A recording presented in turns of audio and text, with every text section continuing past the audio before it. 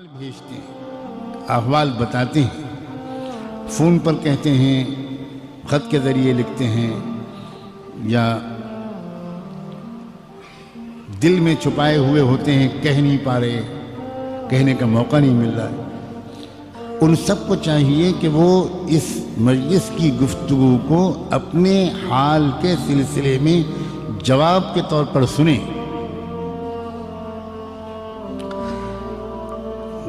غور سے یہ بات سنیں کہ انسان جس گناہ میں پھنستا ہے، آسانی سے وہ اگر غور کرے تو سمجھ سکتا ہے کہ وہ کیا اسباب ہیں جن کی وجہ سے میں فلاں گناہ میں پھنس جاتا ہوں۔ کچھ گناہ وہ ہوتے ہیں، میرے نوجوان عزیز غور سے سنیں، کچھ گناہ وہ ہوتے ہیں جو تنہائی کی وجہ سے انسان جن میں مبتلا ہوتا ہے۔ وہ گناہ دوسروں کے سامنے وہ نہیں کر سکتا، وہ تنہائی ہی میں اس کے اوپر ایسا ایک جنون طاری ہوتا ہے کہ وہ ایسے گناہ کر بیٹھتا ہے جس سے اس کی صحت بھی خراب ہوتی ہے، آگے چل کر زندگی میں اس کو بہت شرمندہ ہونا پڑتا ہے، اس کی شادی شدہ زندگی کامیابی سے نہیں گزر سکتی، وہ بیچارہ اپنی بیوی کو سے آنکھ میں آنکھ ملا کے بات نہیں کر سکتا۔ ایسے گناہ انسان سے تنہائی ہی میں ہوتے ہیں، اور نوجوانوں سے کثرت سے ہو رہے ہیں اس دور میں۔ ایسے لوگوں کو چاہیے کہ وہ ایک بات تو یہ اپنی زندگی کا وظیفہ بنائیں کہ ایسی تنہائی سے اپنے کو بچائیں۔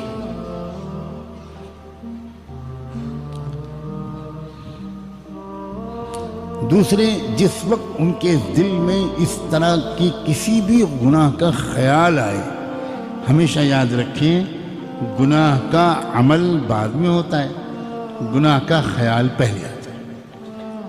کسی بھی عمل کا عملی طور پر کر گزرنا یہ دوسرا مرحلہ ہوتا ہے، پہلا مرحلہ ہوتا ہے خیال کا۔ اگر پہلے ہی مرحلے پر انسان روک لے، کنٹرول کر لے، چوکنا ہو جائے تو یہ خیال عمل میں تبدیل نہیں ہو سکتا۔ اس خیال کو سے رکنے کا راستہ کیا ہے؟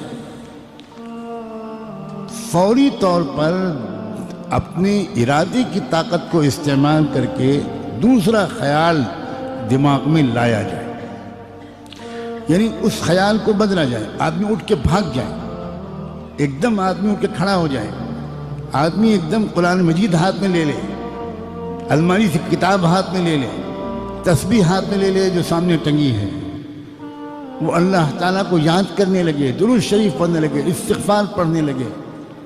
اگر وضو کی حالت میں تھا تو جلدی سے نماز کی نیت باندھ لے، لیکن کچھ نہ کچھ کرے، اسی خیال میں انسان ڈوبا رہے، اسی خیال میں لگا رہے، دیر تک اسی خیال کے بارے میں سوچتا رہے، اور پھر یہ تمنا کرے کہ وہ عمل مجھ سے سرزد نہ ہو، یہ انسان کی فطرت کے خلاف ہے۔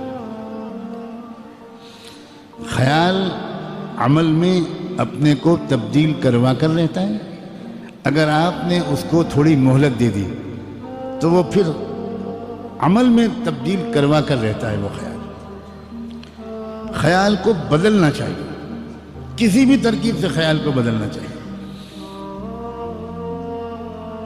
حضرت یوسف علیہ السلام کو بھی خیال آیا تھا، ایسا نہیں ہے کہ ان کو خیال نہیں آیا تھا، اور انسان ایسا ہو ہی نہیں سکتا کہ اس کو خیال نہ آئے، لیکن یوسف علیہ السلام نے فوری طور پر فوراً اپنے خیال کو منتقل کیا اللہ کی پکڑ کی طرف، اللہ کی قدرت اور رحمت کی طرف، اور معاذ اللہ کہتے ہوئے بھاگے۔ یعنی انسان اپنی حالت کو بدلے، اپنی حیت کو بدلے، لیٹا ہوا ہے تو بیٹھ جائے، بیٹھا ہوا ہے کھڑا ہو جائے، بھاگے، نکلے باہر، اپنی جگہ بدلے، پوزیشن بدلے، مقام بدلے، ظاہری حیت بدلنے سے خیال کے بدلنے میں مدد ملتی ہے۔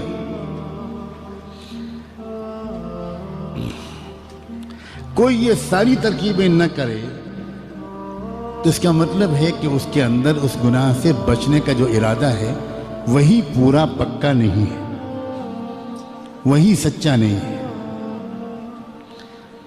ابھی وہ اس گناہ کی نحوست کو سمجھ نہیں پایا، ابھی وہ اس گناہ کے نقصانات کو سمجھ نہیں پایا۔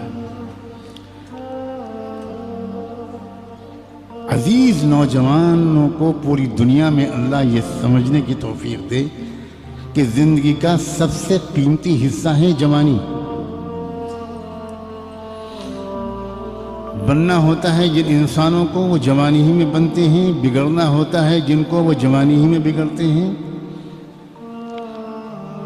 اگر یہ حصہ زندگی کا، اسی میں وہ صحت ہوتی ہے، اسی میں وہ قوت ہوتی ہے کہ انسان اس میں زیادہ سے زیادہ نیک اعمال کر سکتا ہے۔ بڑھاپے کی معذوریاں، مجبوریاں یہ تو تبھی معلوم ہوتی ہیں انسان کو جب خود بڑھاپا اس کے اوپر حاوی ہو جاتا ہے۔ اب اگر اس عمر کے اس منزل کو انسان نے گزار دیا ان گناہوں میں، تو سوائے اس کے کہ اس نے اپنے آپ کو ایک دیمک لگوا لی اور اس نے اپنی صحت کو بھی تباہ کیا، چہرے کا نور بھی ختم ہو گیا، دماغ کی یادداشت بھی ختم ہو گئی، فیصلہ کرنے کی طاقت بھی جاتی رہی، صحیح غلط میں فرق کرنے کی استعداد بھی کمزور پڑ جاتی ہے، تو اپنے نفس کو سمجھائیں اور اس معاملے میں یعنی ترک معاصی کے معاملے میں، گناہوں کے چھوڑنے کے معاملے میں سنجیدہ بنیں۔ یہ جملہ حساس آدمی کے لیے بہت کافی ہے۔ جو انسان یہ کہتا ہے کہ مجھ سے گناہ چھوٹتے نہیں، شاید اس نے اپنے گناہوں کے چھوڑنے کا سچا ارادہ ہی نہیں کیا۔